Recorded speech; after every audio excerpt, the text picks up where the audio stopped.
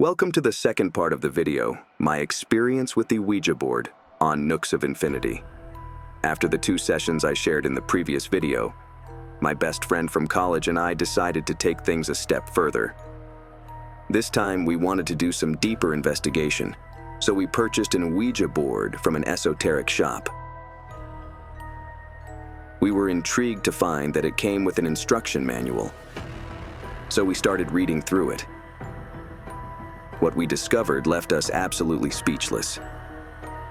The manual explained in detail many of the very things we had been experiencing: the glass movements, the spiral patterns, and the infinity symbol. We came to understand that when someone lifts their finger from the glass, contact with the entity is lost, and in that moment, many other spirits attempt to take over the communication.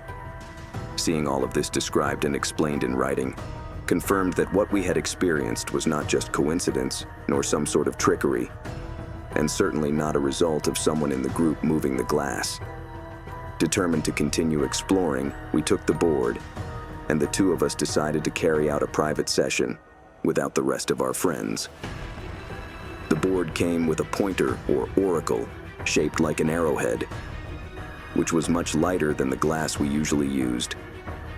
And how that pointer moved.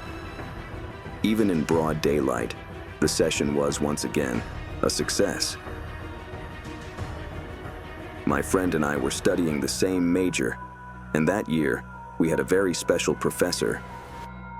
He was an incredibly intelligent, charismatic person, and we were all deeply affected when we learned he was suffering from a terminal illness, one that could not be cured. Aware that his end was near, a few weeks before he passed, he gave us a memorable talk on topics that extended far beyond his usual subject matter. That morning he spoke about the afterlife, numerology, and some of the great mysteries of life, topics none of us expected to hear from him. He revealed to us that he was a deeply spiritual person who believed in these mysteries with genuine conviction. Sometime later, when we read in the new board's manual that it was advisable to invoke a deceased loved one before starting a session, we immediately thought of that professor. We wondered if somehow we could contact him and continue that enlightening conversation he once shared, which had opened doors to a world full of mysteries. For our next session, we gathered in the meeting room, but by now, the group had grown to about 9 people, and everyone's nerves were on edge. Halfway through the session, while we were exchanging stories, we shared the one about our late professor and talked about how fascinating it would be to try and reach out to him. So, we decided to invoke his spirit. Instantly, the glass darted across the board with a speed and force we had never seen before. It was unlike any previous session. It seemed impossible to keep our fingers on it, especially with so many people gathered around the table. The glass moved swiftly, pointing to letters with incredible accuracy, and then returning to the center, as if guided by a pilot on a racetrack. We could no longer stay seated. We had to stand up quickly to maintain our positions on the glass. We asked if it was our beloved professor, but the glass didn't answer directly. Suddenly, its movement shifted, and it began pointing insistently at my friend and me, as if it were trying to communicate solely with the 2 of us. After several movements, the message became unmistakably clear. It wanted everyone else to leave the room, leaving only the 2 of us, marked by the glass. Once we were alone, we exchanged panicked and uncertain looks. Could it be that we were indeed speaking with him? Had he chosen to communicate with us because we were his students? We engaged in an incredibly detailed conversation with our deceased professor. He spoke of things with a precision and clarity that only he could possess, and our doubts faded away. And then, the most terrifying moment of all our sessions happened. The only window in the room, which overlooked the stairwell and not the outside, began to shake and make an inexplicable noise. The sound echoed in the stillness of the room, and we couldn't find any logical explanation for it. with fear surging through our bodies. We asked the spirit if he was the one causing the noise, and he responded yes, explaining that he knew we needed further proof to believe in his presence. Trembling, we begged him to stop, and at that very instant, the noise ceased abruptly. We ended the session, drained of energy, and spent a considerable time trying different things to figure out what had caused the window to move. We went down to the stairwell, opened and closed doors, but nothing we tried could replicate the phenomenon. Even now, 30 years later, I am still unable to explain what happened that night in that room. From that day forward, we gradually became true enthusiasts of Ouija sessions. However, whenever I came home at night and lay down in bed, I couldn't stop revisiting everything we had experienced.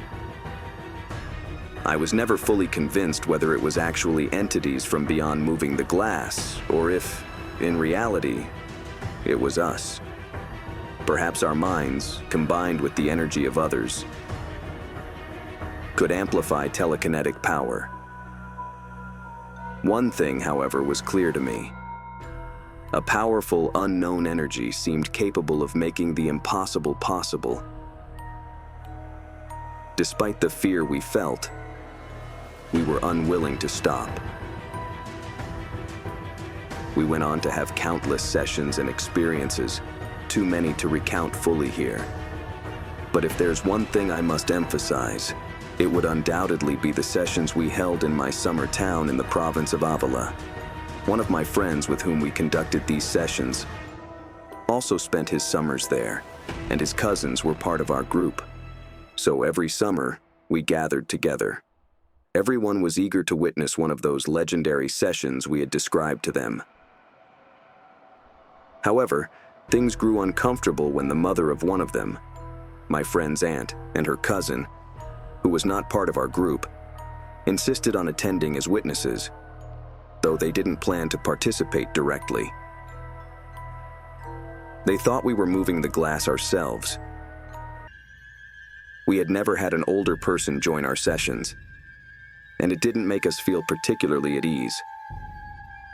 We prepared for the session one night, and there they were, the aunt and cousin with skeptical expressions. The young girl was the first to speak. "I don't believe in any of this," she said. "You're the ones moving it." I suggested, "Ask a question only you know the answer to." "All right," she replied. "What does my boyfriend call me in private?" Letter by letter, the glass spelled out, Aspirin. The cousin was dumbfounded. She worked in a pharmacy, and that was indeed her boyfriend's private nickname for her. How could we have known that? Astonished, she didn't even finish the session and left in shock. The aunt, on the other hand, was more reserved. She asked aloud, almost as if speaking to the supposed entity, "And what can you tell me?" The glass responded, "Vito is here with me." The woman was taken aback. She asked, "And how is he?" The glass spelled, "Well." "Then I'm at peace," she said. Apparently, Vito was the affectionate nickname she had for her father, something even her own children didn't know, as he had passed away many years earlier. That night, the session was especially intriguing. We encountered fascinating stories from supposed spirits who told us about ancient events and gave us names and details of rivers and geographic locations we knew nothing about, which we later had to verify in books and encyclopedias. Curiously, whenever we asked about God or existential matters, it seemed that the spirits weren't very cooperative. But in that session, we received clear answers. One spirit told us that reincarnation is real, and that life on Earth is merely a game, a space where we come to learn and evolve. He explained that our souls return repeatedly to perfect themselves and reach a state of pure, perfect energy. He even spoke about Hitler, saying that his soul would have to return, endure suffering, and relearn, and that no soul, not even his, is discarded, no matter how much harm they may have caused. I had never heard these theories so clearly, beyond what one typically hears about Buddhism. But hearing it through the Ouija board left a lasting mark on my mind. It's been about 30 years since that session, and now I've come across this theory through the books of Brian Weiss, the lectures of Manuel Sansegara, and others. I have come to see how what I witnessed in that session has become one of today's prevailing lines of thought, grounded in quantum physics. But that will be the subject of a special program on this channel. A couple of years later, my friends and I decided to leave the Ouija board behind. I believe it was the right choice. However, all those experiences and events remain forever etched in our memories. And that's it for today's video. Until next time, mystery lovers.